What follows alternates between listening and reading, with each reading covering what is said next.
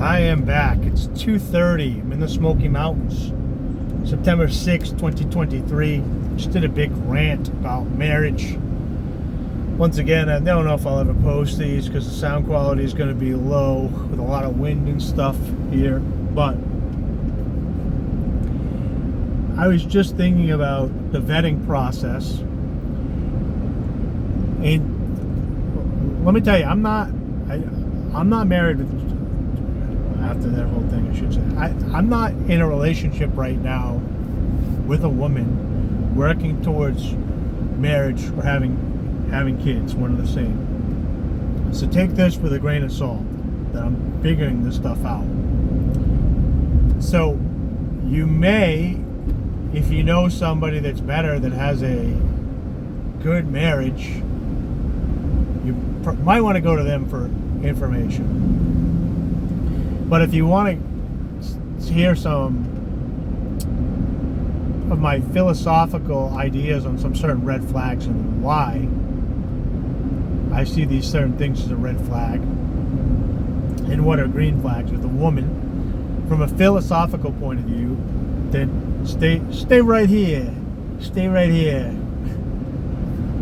So I was thinking about the nature of women, and not in a bad way, but that they're, like my last video said, they're emotional, they're rational and emotional instead of rational and logical.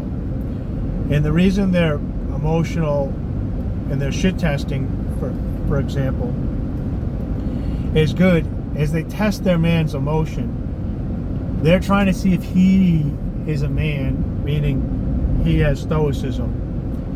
They may not be doing this consciously because it's more of like a play for them, like a child plays because they're childlike. And like I said, that's not a negative. They're childlike in a way that they have an innocence if they're still good at in the mindset where you can have children and a family with them. Now there is plenty of women that want to embrace the masculinity and are on the other end, and many of them are on chemicals that balance them out, that give them, they're pretty much looking for stoicism. They don't want the highs and the lows, so they take a drug that just makes everything even for them. There's men too, but we're talking about women here. So if you say to a woman, you're dressing provocatively, and then they say, this is my body, my choice, I can dress however I want, you can say yes. But what you need to then recognize about that woman is she may understand, I put a hierarchy on the last video where, you're a baby, and then at a certain point when you're a baby, you became a boy or a girl. There's a split. And then the boys start learning masculinity from the father and how to deal with the chemicals their body releases. And once they understand how those chemicals work, they earn manhood. And then if they become a girl, they relate more with their mother, and they have certain chemicals, and the mother teach them how the chemicals in their body work and how to interact with them. And once they do, they go from girlhood to womanhood, or you go from boyhood to manhood.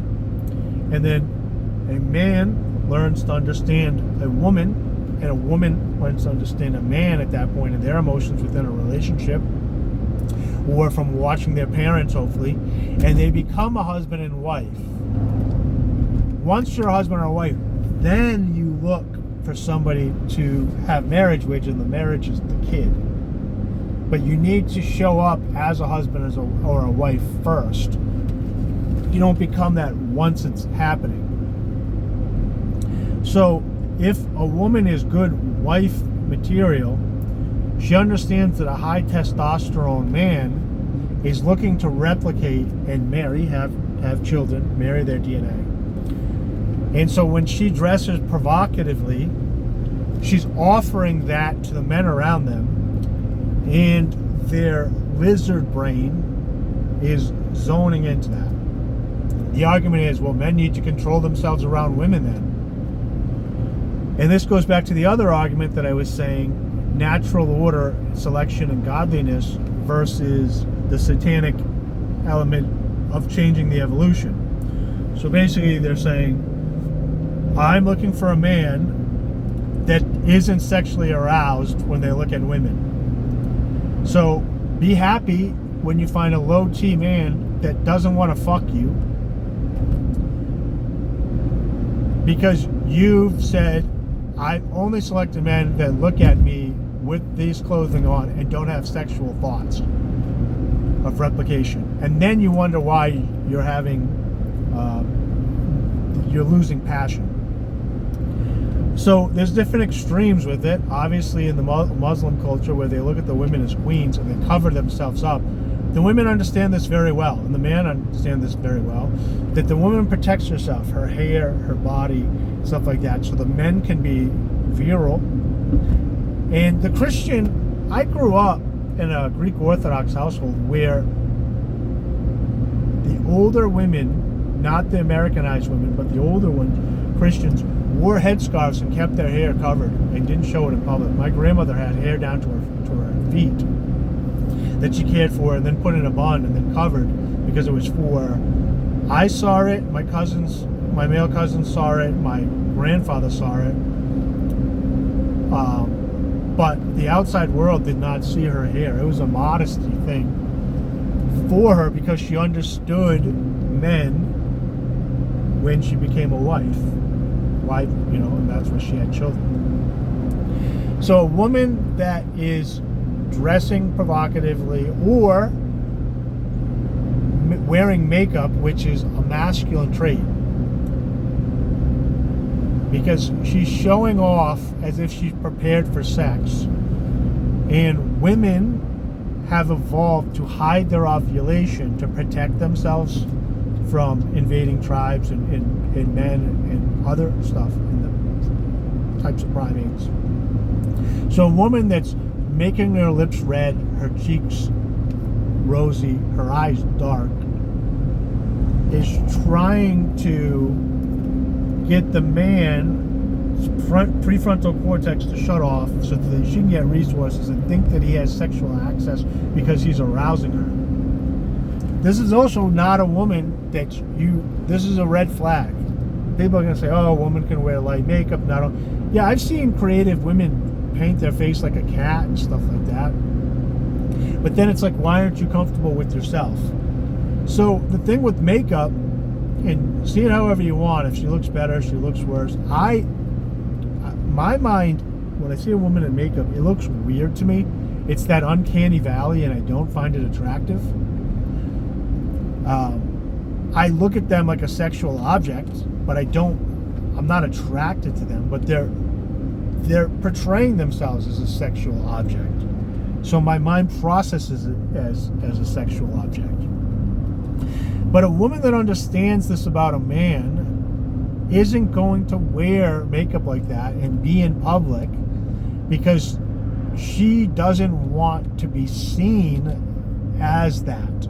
If she understands men, which means she's trying to get ready to be a wife and may have sons and has a husband and wants to stay with him, she must understand him as well as herself.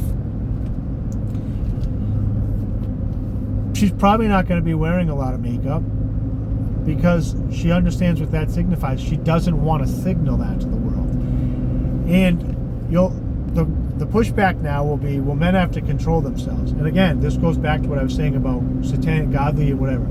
The fact of the matter is, you can try to evolve that out of society over time, but the science is pretty clear. It's not something that you can control. Men have to control themselves, control themselves, control themselves. That's fine. You can say that, but now you're trying to change the natural order that's going on right now and re-engineer society. And when, like I said earlier, when you end up with somebody that you're not attracted to because they're not attracted to you because they're timid or only sexually attracted to the porn star look, then you've made your own bed that you're lying in as you try to change society in that direction. It's no different than men being upset for women looking for resources. Now, there's straight up gold diggers who, there's men that are strictly showing off their wealth to trap a woman, and that'll attract women that are strictly looking for wealth. But you can find a good woman by also, she needs to know she has enough resources emotionally and physically from you that she can safely nest and have babies. So you need to make enough resources that she reasonably feels like that. And her nest in her mind that she's created emotionally is going to be attached to what she's seen. So if she grew up in a small house or a farm or a close-knit family, that might look different, what you need to make her feel safe and secure.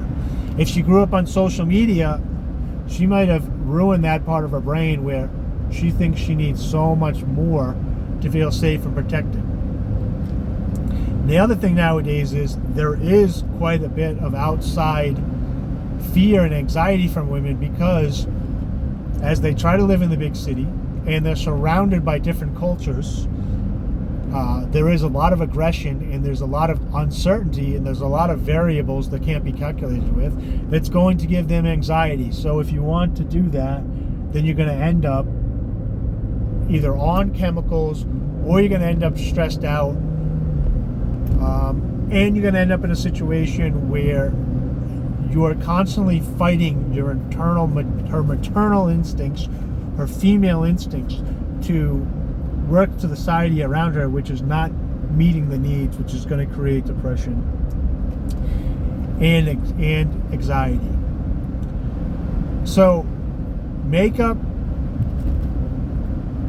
dressing promiscuously, you can dress super sexy in like a flowy dress or a big dress and just take care of your hair. And, there's other ways that you can take care of yourself that makes you attractive, that's not selling sex. So next is tattoos. Tattoos is another hard point, but for me, in today's society, there's quite a few factors. One, you looked at your body and you said, this is not good enough, I need more. And you could say, well, it's art, it's this, that, and the other thing. You looked at your body and you're like, I need something more here. But also, when everybody in society is getting tattoos, you're saying, well, I want to fit into society, and I have a hive type mind.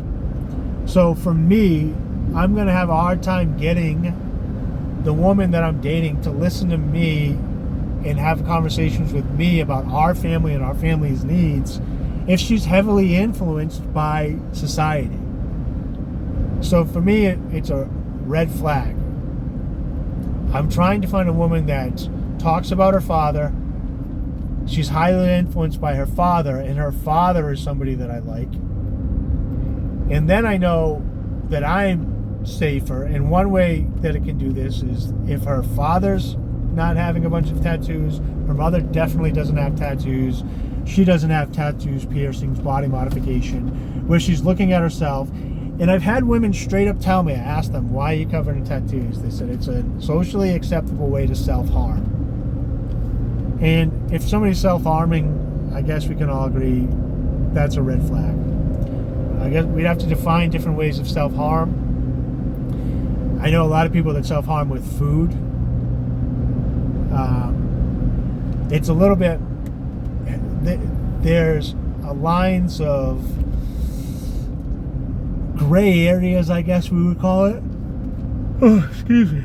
Where I don't think people might not realize if they're directly self-harming, like when they're scarring when they get a tattoo, or if it's indirectly because they haven't become 100% comfortable. But in the end, it's a self-harm. Oh, wait a minute. Am I at a destination where I should stop? No, this looks really touristy.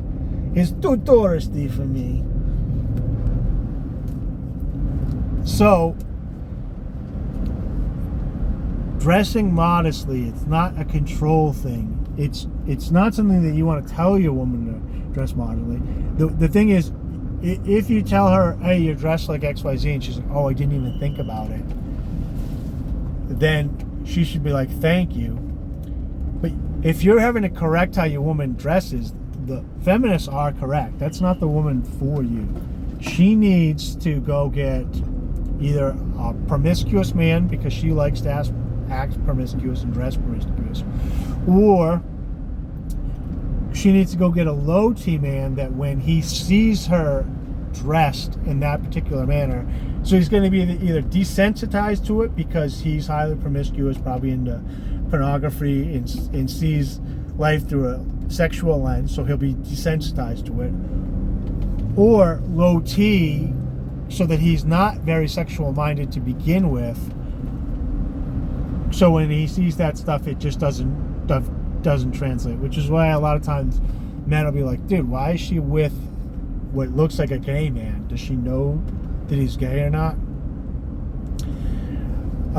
And the makeup falls in that same category. So you shouldn't be policing or changing the way you women dress, but if you're a team, you're going to be recorrecting one another. So if you say, hey, those shorts are a little bit short to be leaving the house, and she'll go, are they? And she turns around, and then she should just go and change them and be like, thank you, I didn't realize I don't want to have short shorts on when we leave the house.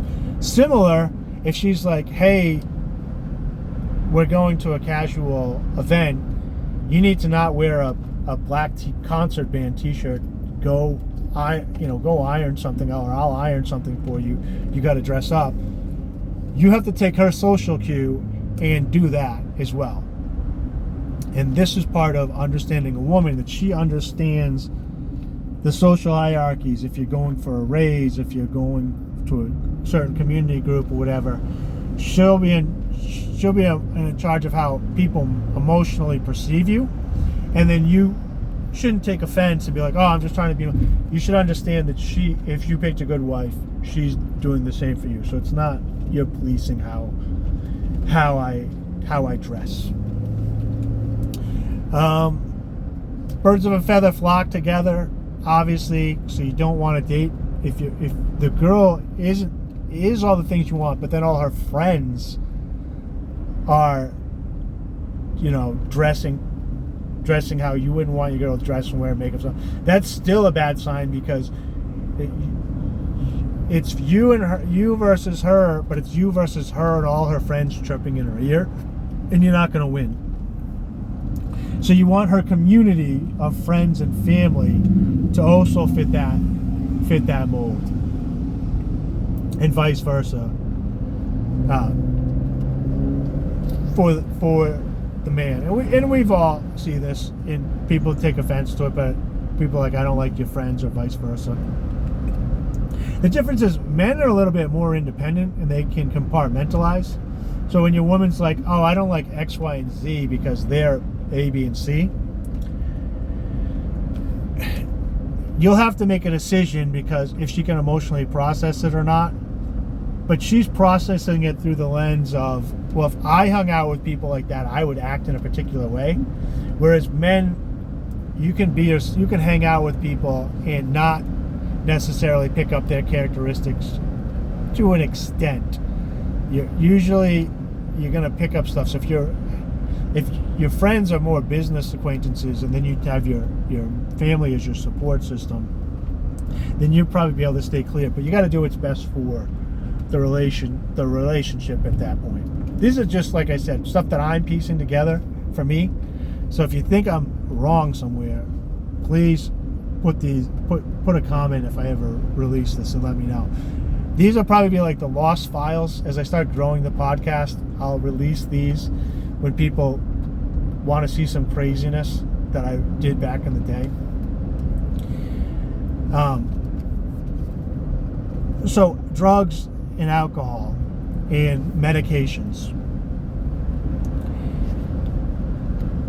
If a woman is a winehead, drinking a lot, on lots of medication, she's trying to change her reality, this goes for men too,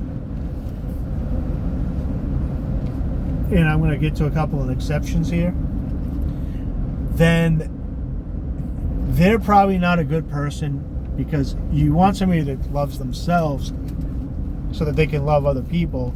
And if they're tattooing themselves because they don't like their body, they're putting makeup on because they don't like how they look, they're dressing partially like sexual so that your brain starts thinking sexually and doesn't analyze their character or their personality, or they're drinking so that they're more fun, or because they're sad and they're trying to borrow some happiness from tomorrow today, or they're doing medications because they never learned their emotions or how to use their emotions from their parents, or a doctor sold them medication so that they don't have emotions and told them they have a chemical imbalance, but it's really a lack of skill of understanding your emotions.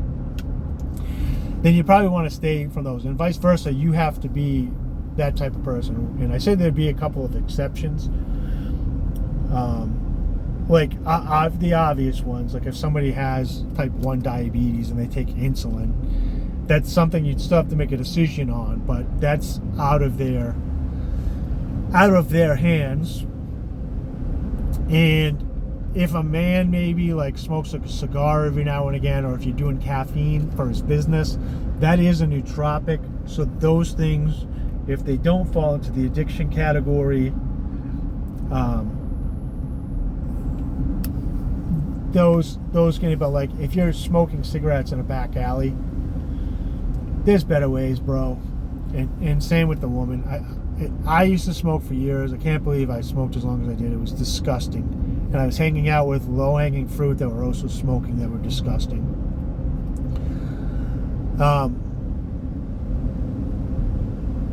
There is something to be said. So like if you're coming home and drinking a 6-pack and playing video games and like watching TV, or she's drinking wine all the time, it's probably not that good. But like I went for a hike up on top of a mountain, there was a lodge, and I got one beer and I looked out the thing. Or like if you're having a fancy dinner with your wife and there's like an edge to you guys, and you guys have a glass of wine together to take the edge off and kind of get goofy and explore one another, I think within that realm, changing your reality a little bit in a positive way that brings you together isn't negative. Not codependent together, like you're chasing down methamphetamines in a dark alley. These drugs are really bringing us together. But if you have some wine over dinner and you start asking and chatting, and it lets you be more in the moment, it brings you together, then I say have at it, as long as they don't have long-term mental effects. You know, like you're not snorting lines of acid, snorting acid. You can tell how much drugs I do. If you're not doing hits of acid and snorting crazy drugs together to be codependent. I want to stop up here and have some fun, so I'm going to stop the video here, but these are some of your red flags and green flags below, and I'm going to decentralize the videos I make by asking you, the viewer, what you want to see, and then just go from there. I tried to structure this stuff in my mind for years, and then it just leaves me stagnant and not doing anything. So I'm going to ask for your help. Let me know what I should make some videos about.